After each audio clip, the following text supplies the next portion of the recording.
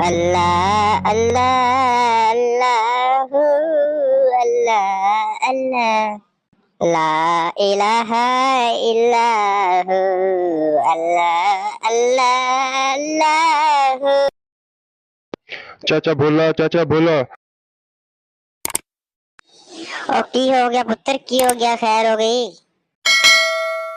और मेरा पुत्र दस तो सही, खैर हो गई? ਚਾਚਾ ਭੋਲਾ ਜਿਹੜੀ ਆਪਣੇ ਨਾਲ ਵਾਲੇ ਮੁਰੱਬੇ ਦੀ ਜ਼ਮੀਨ ਸੀ, ਉੱਥੇ ਲੜਾਈ ਹੋ ਗਈ ਦੋਵਾਂ ਘਰਾਂ ਦੀ ਤੇ 5-6 ਬੰਦੇ ਮਰ ਗਏ ਨੇ। और पुत्र ये तो बड़ा काम खराब हो गया। ਚਲੋ ਚਾਚਾ ਭੋਲਾ, ਤੁਹਾਨੂੰ ਲੈਣ ਮੈਂ ਆਇਆ ਸੀ, ਚਲੋ ਜਲਦੀ ਚਲੀਏ। चल मेरा पुत्र जल्दी चलिए चल। ओए जालमो की कर बैठे हो? किन्नी दफा तेनू रोकिया सी कि काम ना करो जालमा। ਚਾਚਾ ਭੋਲਾ ਉਹਦੇ ਆਓ ਨਾ, ਪੁਲਿਸ ਵਾਲੀਆਂ ਗੱਡੀਆਂ ਵੀ ਸਾਰੀਆਂ ਆਈਆਂ ਖੜੀਆਂ ਨੇ, ਅੱਗੇ ਆਓ। हो चल मेरा पुत्र चल। अस्सलाम वालेकुम थानेदार साहब, की हाल चाल ने? वालेकुम सलाम चाचा भोला, तुसी सुनाओ ठीक हो? थानेदार साहब की सूरत हाल है बकुए दी? चाचा भोला बड़ा बड़ा बकुआ बन गया है, 6-7 बंदे इत्थे कत्ल हो गए ने। मैं इन्हां किन्नी दफा रोकिया सी कि काम ना करो, आखिर ही होया जिहदा डर सी। चाचा भोला सी हुण डेड बॉडियां लेके हस्पताल जान लगे हैं।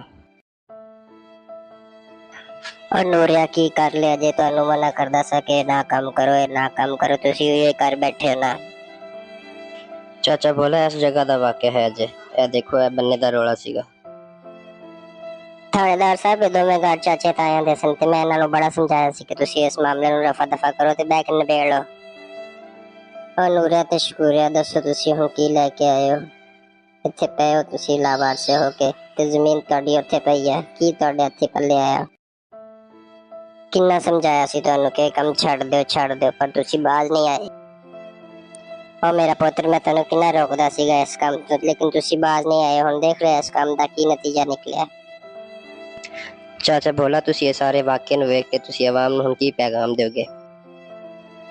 थानेदार साहब मैं इस मौके ते अवाम नू यही कहांगा कि वेखो की सूरत हाल बनी है। एक ही खानदान दे 6 लोग मर गए, कुछ जेल दे विच ते कुछ मफरूर ने, उन्हां दी की जिंदगियां रह गईयां ने। ये तुसी वेख्या कि उसे खानदान दे 6 लोग अस्पताल दे विच लावारस पए ने ते कुछ हुण जेल दे विच कैद खड़े ने। इन्हां दे छोटे जे मसले दी वजह तो 6 बंदे कत्ल हो गए, कुछ कैद हो गए ते बाकी सारे मफरूर ने ते इन्हां दे आने वालियां हुण जेहड़ियां नस्लां ने ओह भी तबाह बर्बाद हो जाणियां ने। की फायदा आया इह जे काम दा? इसलिए हुण मैं तुहानू ते आने वालियां नस्लां नू यही कहांगा कि तुहाडे कोई मामला होण ते तुसी उन्हां नू बैठ के सुलझा लो, उन्हां नू हल करो। ਇਹ ਜ਼ਮੀਨਾਂ ਜਾਇਦਾਦਾਂ ਕੋਠੀਆਂ ਬੰਗਲੇ रुपए पैसे सारे इत्थे ही रह जाने ने ते जे टुर जांदे ने वापस नहीं आते।